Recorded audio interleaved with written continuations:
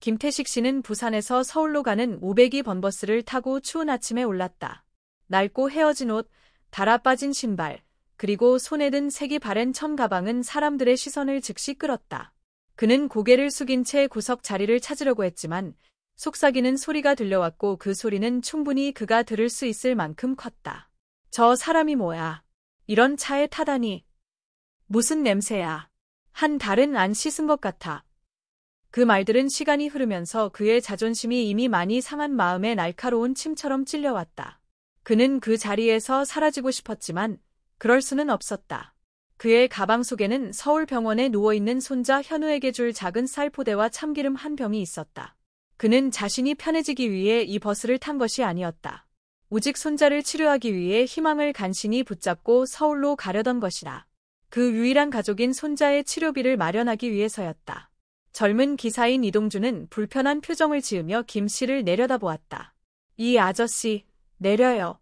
이 버스는 자선차가 아니에요. 김 씨는 떨리는 목소리로 말했다. 제발, 제발요. 제 손자가 병이 너무 심해요. 서울에 가서 치료비를 마련해야 해요. 그러나 그의 간청은 버스 안 사람들에게 아무런 영향을 미치지 못했다. 한 여자가 크게 말했다.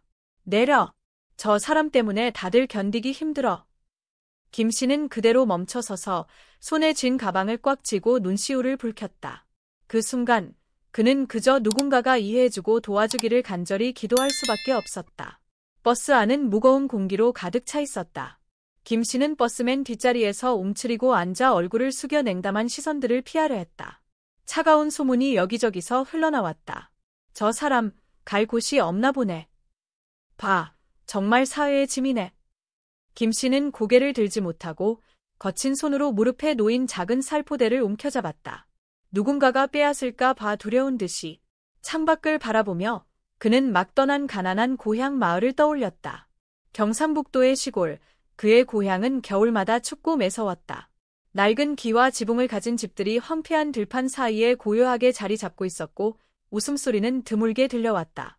얼마 전까지 김 씨는 아들, 며느리, 그리고 손자 현우와 함께 평화롭게 살고 있었다. 하지만 한 번의 노동사고로 아들과 며느리가 같은 날 목숨을 잃었고 현우만 그에게 남았다. 현우, 7살짜리 소녀는 김 씨 인생에서 남아있는 유일한 희망이었다. 하지만 운명은 또다시 그를 시험에 들게 했다. 몇 달 전 현우는 중병에 걸려 서울의 큰 병원에서 급히 치료를 받아야 한다는 진단을 받았다. 여러 해 동안 힘겹게 살아온 김 씨에게 남은 돈은 없었고 그는 마지막 남은 땅과 닭을 팔아 겨우 서울에 올 돈을 마련할 수 있었다. 할아버지, 저는 괜찮아질까요? 현우의 그 질문은 여전히 그의 머릿속을 맴돌았다. 김 씨는 손자 작은 손을 꽉 잡고 눈물이 터져 나올 듯해도 억지로 미소를 지으며 말했다. 괜찮아질 거야. 할아버지가 약속할게. 하지만 그는 그 약속이 얼마나 부서지기 쉬운 것인지를 잘 알고 있었다. 버스 브레이크 소리가 갑자기 김 씨를 현실로 끌어당겼다. 이동준 기사님은 길가의 작은 휴게소에서 버스를 멈추고 화가 나서 아래를 내려다보며 말했다. 노인네, 내가 그랬잖아. 다른 사람 방해하지 말고 이 자리에서 내려. 빨리 내려. 김 씨는 당황해서 일어나며 떨리는 목소리로 말했다. 제발. 저는 그냥 제 손자를 만나러 서울에 가야 해요. 제발. 하지만 이동준은 물러서지 않았다. 난 당신 사정은 몰라요. 덕분에 차 안 분위기가 다 망쳤어요. 몇몇 승객들이 동조하며 말했다. 맞아요. 저 사람 빨리 내려야죠. 저런 사람한테 동정이 가요. 버스가 거지들 모아두는 곳도 아니잖아요. 김 씨는 고개를 숙였다. 그는 그 어느 때보다도 수치심을 느꼈다. 평생 자신이 이렇게까지 비참하게 느껴본 적은 없었다. 차가운 땀이 이마를 타고 흐르지만 그는 아무 말 없이 묵묵히 참을 수밖에 없었다. 그때 버스 뒷부분에서 낮고 강한 목소리가 울려 퍼졌다. 멈추세요.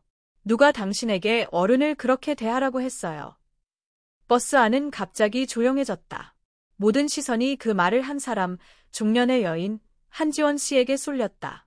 그녀는 우아하게 옷을 입었지만 날카로운 눈빛은 마치 칼처럼 날카로웠다. 그녀는 천천히 일어나서 이동준 기사님에게 다가가며 권위 있는 목소리로 말했다. 당신이 무슨 권리로 할아버지를 길 한복판에 내려요. 그분이 가난해서요. 이동주는 잠시 당황했지만 여전히 강하게 대답하려 했다. 하지만 다른 승객들이 불편해해서 저도 책임이 있어요.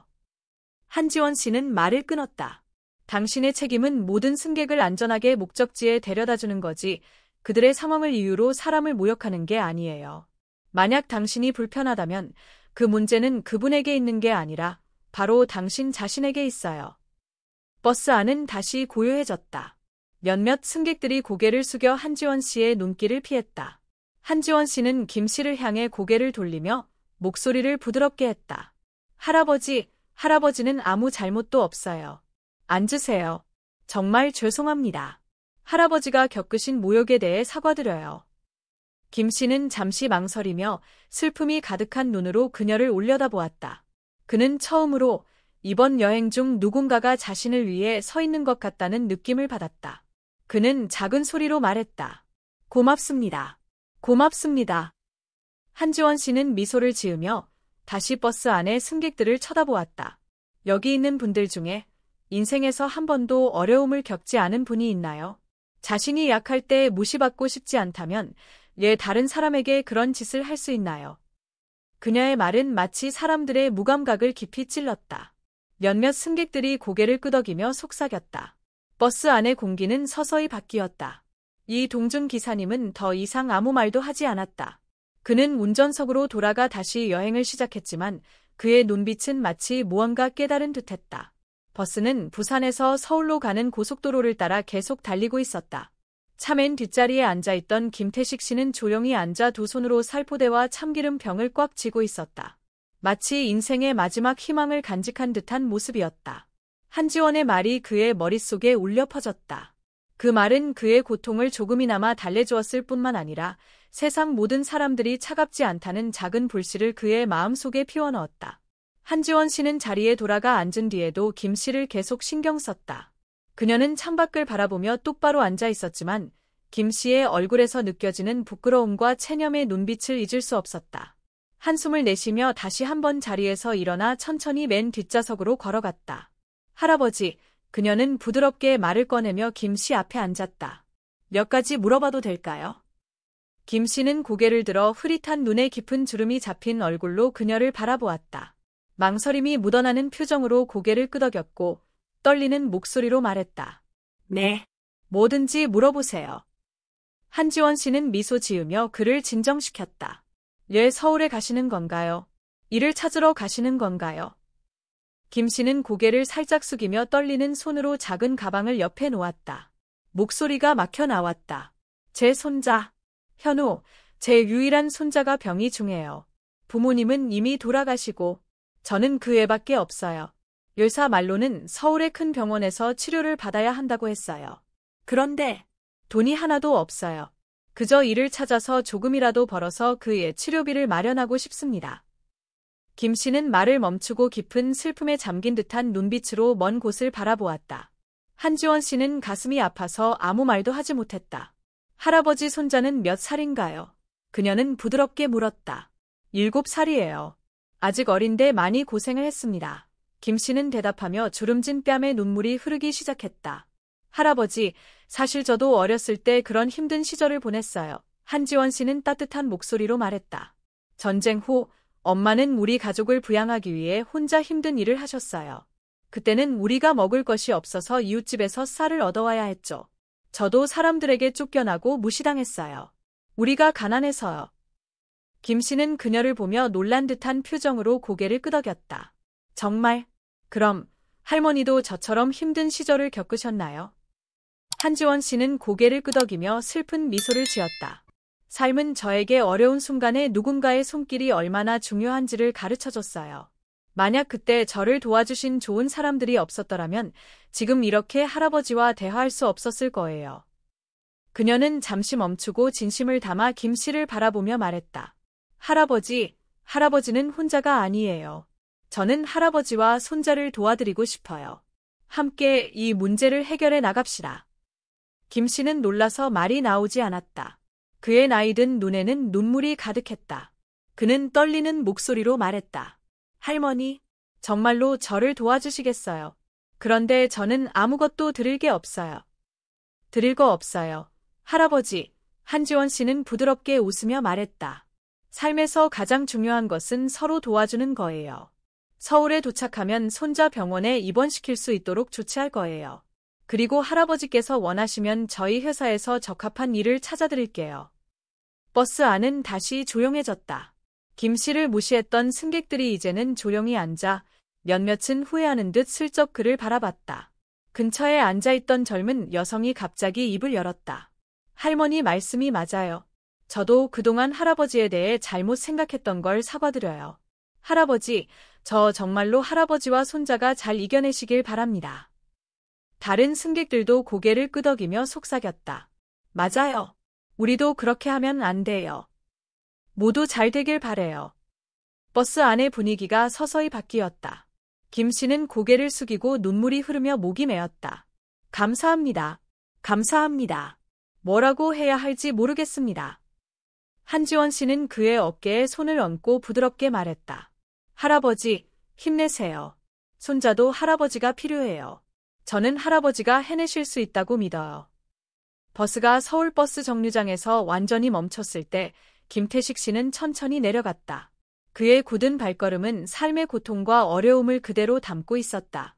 그의 손에 든 작은 천 가방은 쌀과 참기름 병이 들어있어 무겁기만 했지만 그보다 더 무겁게 마음속에 쌓인 걱정이 있었다. 그러나 이제 그의 마음속에 뜻밖의 친절로 인해 작은 희망의 불씨가 타오르고 있었다. 한지원 씨는 김 씨 뒤를 따라 버스에서 내렸다. 차분하면서도 단호한 걸음걸이로 그녀는 부드럽게 김 씨의 어깨에 손을 올리며 말했다. 김 씨, 먼저 병원에 가서 손자 치료를 받게 하겠습니다. 그 후에는 임시로 거처를 마련해 드릴게요. 걱정하지 마세요. 모든 일이 잘 될 거예요. 김 씨는 그녀를 돌아보며 눈물을 글썽였다. 한 씨, 어떻게 감사의 말을 전해야 할지 모르겠습니다. 평생 이렇게 도와준 사람은 없었어요. 김 씨, 감사하실 필요 없어요. 한지원 씨는 미소를 지으며 말했다. 이건 제가 해야 할 일입니다. 우리가 모두 가장 힘든 시기에 누군가의 손을 필요로 하잖아요. 그들은 택시를 타고 서울 시내에 있는 큰 병원으로 향했다. 가는 길에 한지원 씨는 자신이 아는 의사에게 전화를 걸어 손자가 치료를 바로 받을 수 있도록 조치를 취했다. 병원에 도착하자 김 씨는 밝은 병원 로비에 들어서며 마치 완전히 낯선 세계에 들어온 기분이었다. 현대적인 시설과 하얀 옷을 입은 직원들은 그를 작게 만들었다. 젊은 의사가 나와서 한지원 씨에게 고개를 숙여 인사를 했다. 한 씨, 연락받았습니다. 손자 현우 씨는 오늘 바로 입원할 수 있습니다.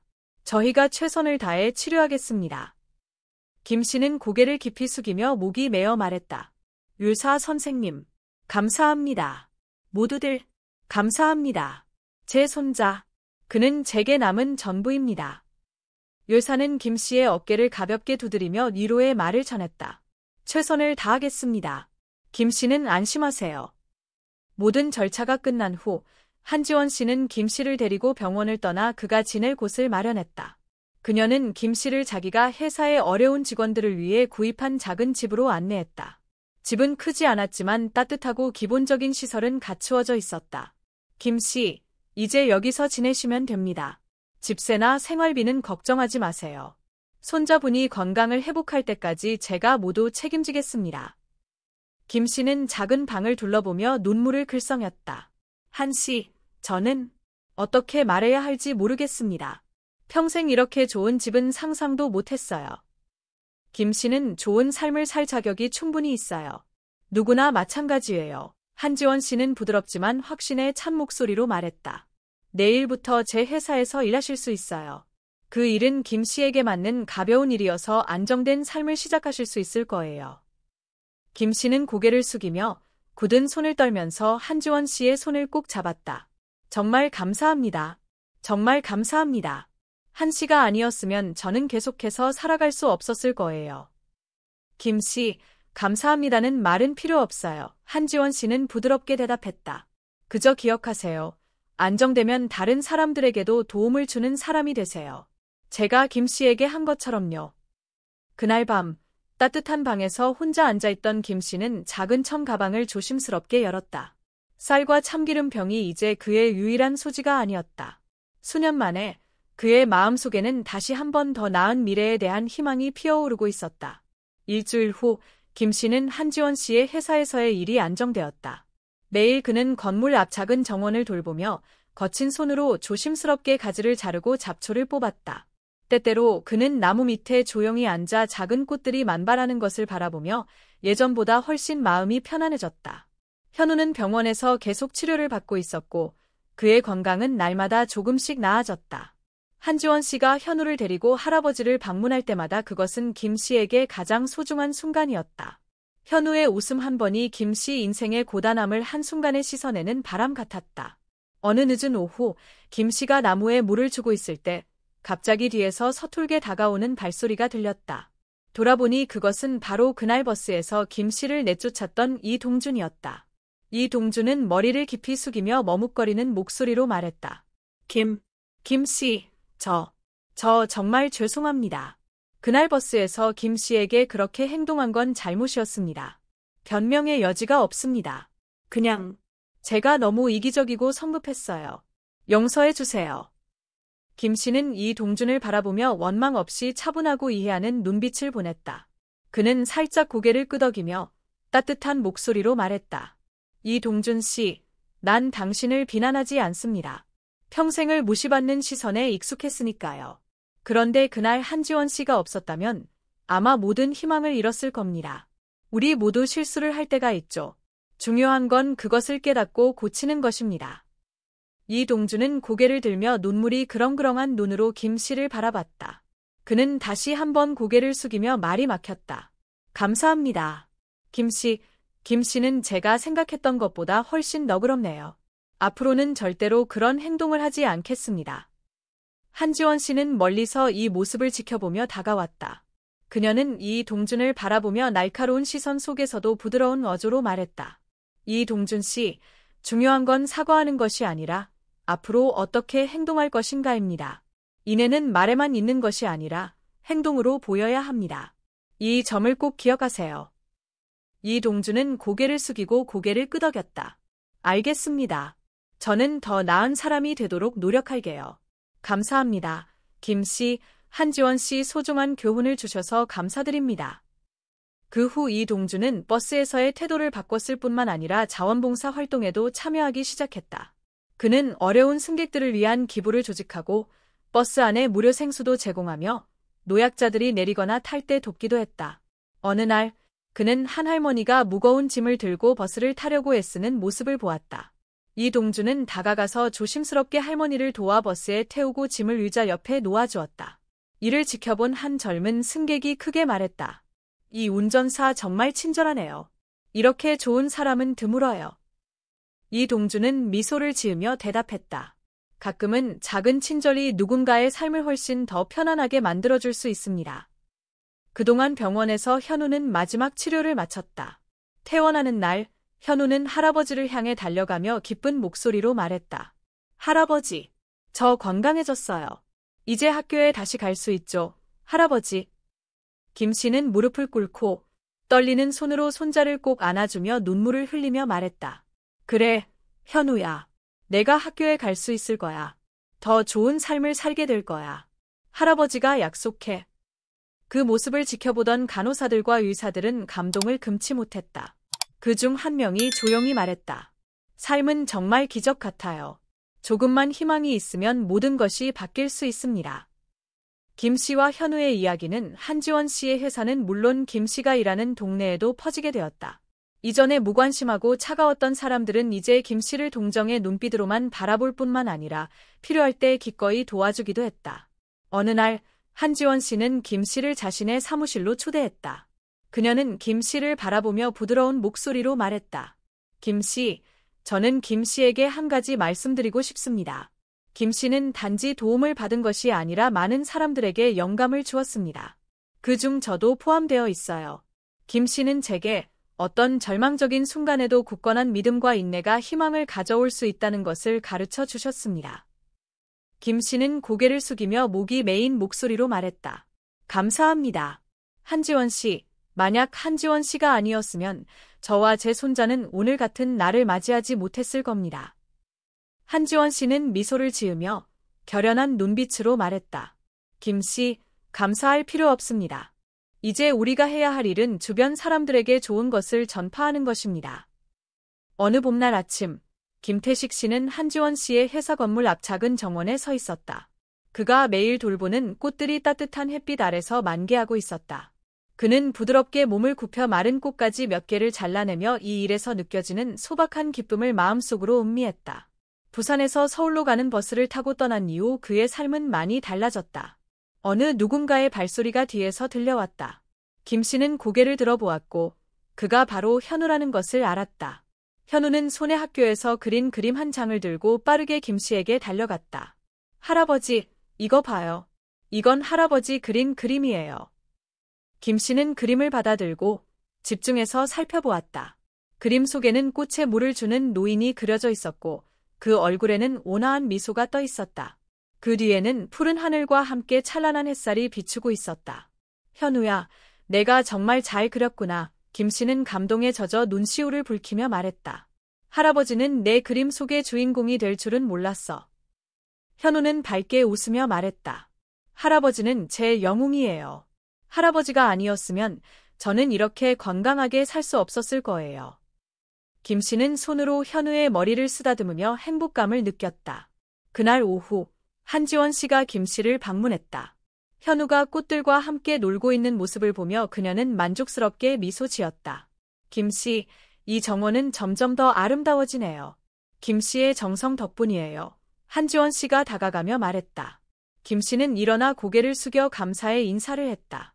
한 씨, 저는 그저 할 수 있는 만큼 했을 뿐이에요. 하지만 사실 이 기회를 주신 건 바로 당신이세요. 한지원 씨는 근처 벤치에 앉으며 김 씨에게도 앉으라고 손짓했다. 잠시 침묵이 흐른 뒤 그녀가 말을 꺼냈다. 김 씨, 저는 최근에 오래된 친구에게서 편지를 받았어요. 그 친구는 노숙자 지원 센터의 센터장이에요. 그녀는 제가 어떤 이야기를 나누는 자리를 마련해 주길 원해요. 제 생각에 김 씨가 꼭 참여하셔야 할 것 같아요. 김 씨는 놀란 표정으로 눈을 크게 떴다. 저요? 하지만 제가 이야기할 만한 것이 없는데요. 있으세요. 한지원 씨는 미소를 지으며 격려의 눈빛을 보냈다. 김 씨의 이야기는 인내와 인간미의 본보기예요. 김 씨는 많은 어려움을 이겨내셨고 주변 사람들에게 좋은 가치를 나누셨잖아요. 만약 김 씨가 이야기를 나누신다면 많은 사람들이 희망을 얻을 거라고 믿어요. 김 씨는 잠시 생각에 잠겼다. 잠시 후 그는 조용히 말했다. 당신이 그렇다면 저도 할게요. 저는 예전 저와 같은 사람들에게 그들이 혼자가 아니라는 걸 알게 해주고 싶어요. 이야기 자리 당일 노숙자 지원센터의 작은 회의실은 사람들로 가득 찼다. 가정들, 저소득층 노동자들, 그리고 한지원 씨의 회사 직원들도 참석했다. 김 씨는 작은 무대에 올라섰다. 긴장된 표정이었지만 결심이 섰다는 빛이 그의 눈에 비쳤다. 그는 목소리를 가다듬고 이야기를 시작했다. 여러분, 저는 김태식입니다. 저는 한 작은 마을에서 가난하게 살던 할아버지였고 맨손에 쌀 한 줌만 들고 있었습니다. 얼마 전 저는 제 손자에게 삶의 희망을 주기 위해 서울로 왔습니다. 그러나 그 길에서 저는 모욕과 무관심, 그리고 절망을 마주쳤습니다. 저는 제 삶이 외로움 속에서 끝날 것이라고 생각했습니다. 그는 잠시 말을 멈추고 감정이 북받친 듯 목소리가 떨렸다. 하지만 그때 한 여인 한지원 씨가 제게 손을 내밀어 도와주었습니다. 그분은 저와 제 손자를 구했을 뿐만 아니라 삶에서 인간미가 모든 것을 변화시킬 수 있다는 것을 알려주었습니다. 회의실은 조용해졌다. 몇몇 사람들은 고개를 숙였다. 아마도 그들은 과거에 다른 사람을 무관심하게 대했던 순간들을 떠올렸을 것이다. 오늘 제가 제 이야기를 나누는 이유는 여러분에게 동정을 바라는 것이 아닙니다. 다만 작은 친절만으로도 기적을 만들 수 있다는 것을 이해해 주셨으면 합니다. 제가 가난한 할아버지가 이렇게 여기 서 있을 수 있었다면 여러분 모두도 어떤 어려움도 이겨낼 수 있을 거라고 믿습니다.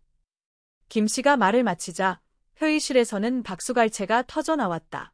한 여성은 김 씨에게 다가가며 떨리는 목소리로 말했다. 감사합니다. 저는 한때 절망적이었는데 할아버지의 이야기를 듣고 나니 제가 다시 시작할 수 있다는 희망을 갖게 됐어요. 다른 사람들도 김 씨에게 다가와 말을 건넸다. 그들 속에 이 동중 기사도 있었다. 그는 조용히 김 씨를 바라보며 깊은 존경의 마음을 표현했다. 한지원 씨는 멀리서 그 모습을 보며 만족스럽게 미소를 지었다. 그녀가 심어준 인간미의 씨앗은 이제 꽃을 피우고 있었고, 그것은 김 씨의 삶뿐만 아니라 많은 사람들의 마음에도 피어오르고 있었다. 그날 저녁, 김 씨는 집에 돌아와 현우와 함께 앉았다. 현우는 김 씨를 바라보며 조용히 물었다. 할아버지, 나중에 저도 할아버지처럼 다른 사람을 도울 수 있을까요? 김 씨는 현우의 머리를 쓰다듬으며 미소 지었다. 물론이지, 현우야. 너는 바로 미래야. 그리고 우리가 서로를 위해 살아간다면 그 미래는 더욱 아름다워질 거야. 창밖으로 서울의 하늘에 반짝이는 별들이 김 씨와 그와 관련된 모든 이들의 마음속에 피어오른 희망을 반영하는 듯했다.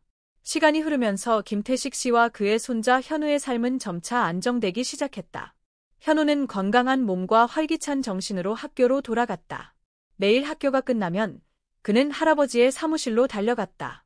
할아버지는 한지원 사장님의 회사 건물 앞 작은 정원을 돌보고 있었다. 현우는 그 정원을 좋아했다. 그곳에서 그는 자주 책을 읽으며 할아버지께 학교에서 배운 흥미로운 이야기들을 들려주었다. 김 할아버지는 조용히 듣고 마음이 편안해졌다.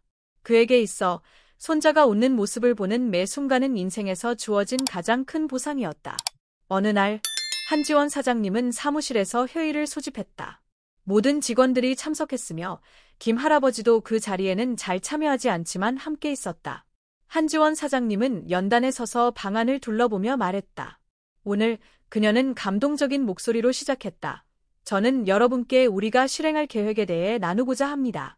저는 오래전부터 인내와 자비가 단지 한 사람을 돕는 것에 그치지 않고 더 많은 사람들에게 희망을 전할 수 있다는 믿음을 가졌습니다.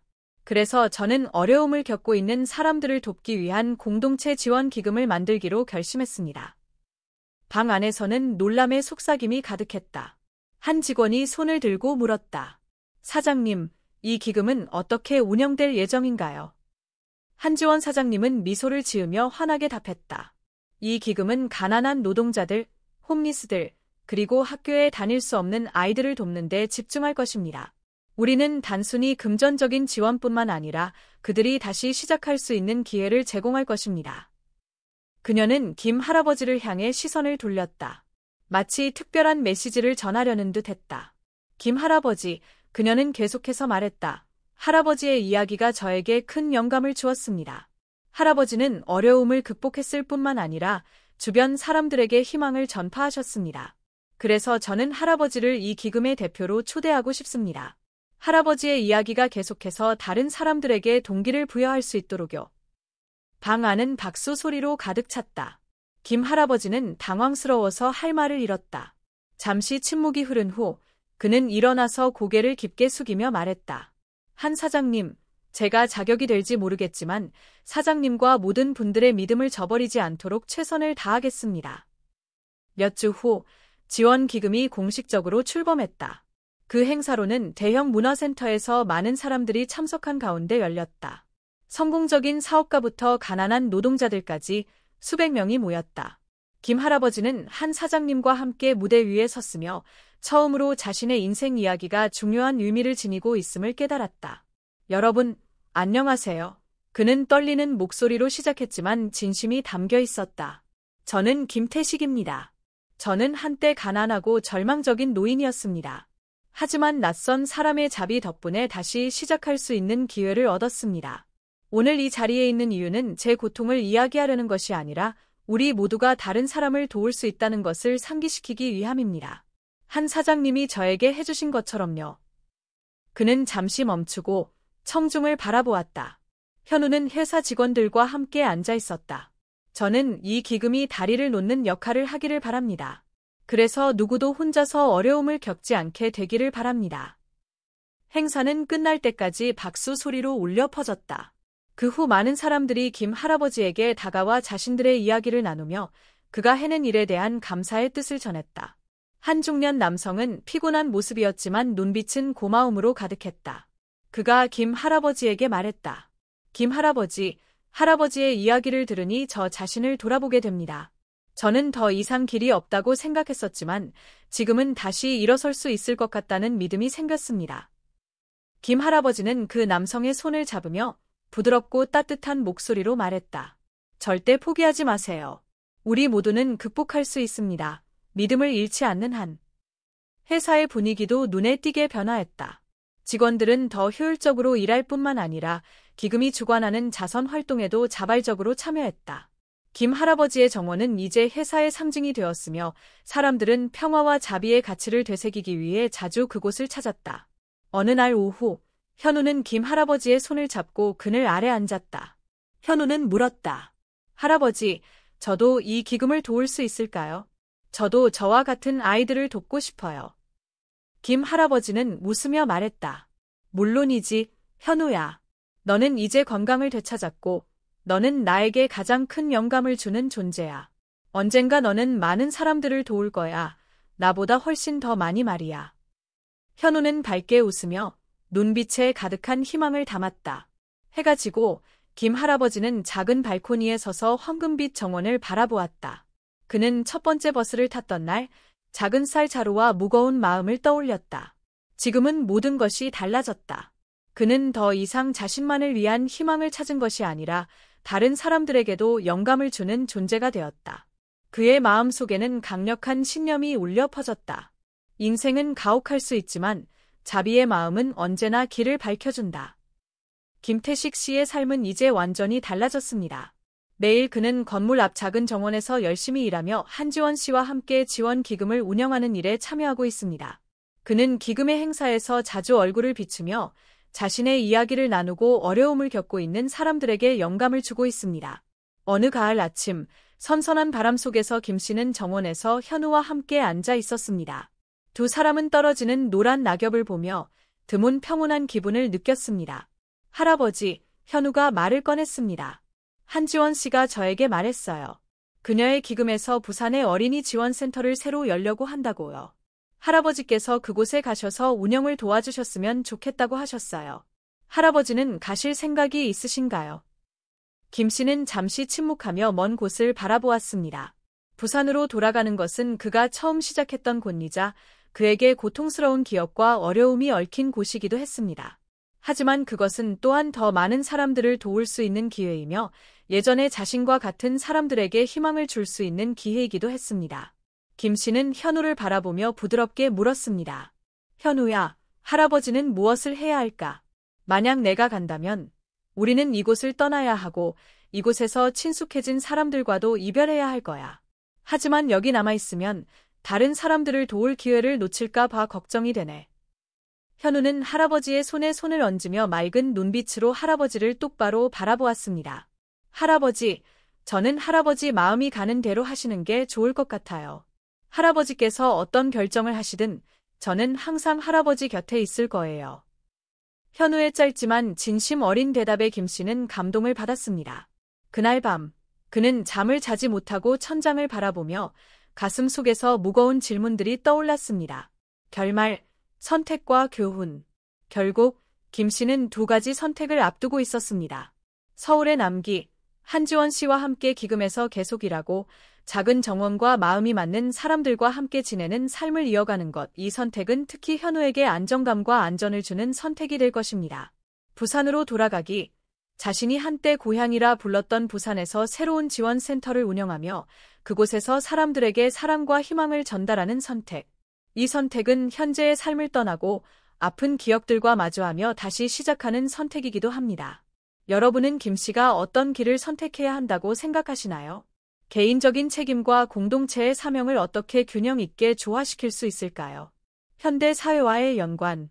김 씨의 이야기는 오늘날 사회에서 여전히 존재하는 빈부격차와 때때로 냉담함이 인류애를 압도하는 현실을 잘 보여줍니다.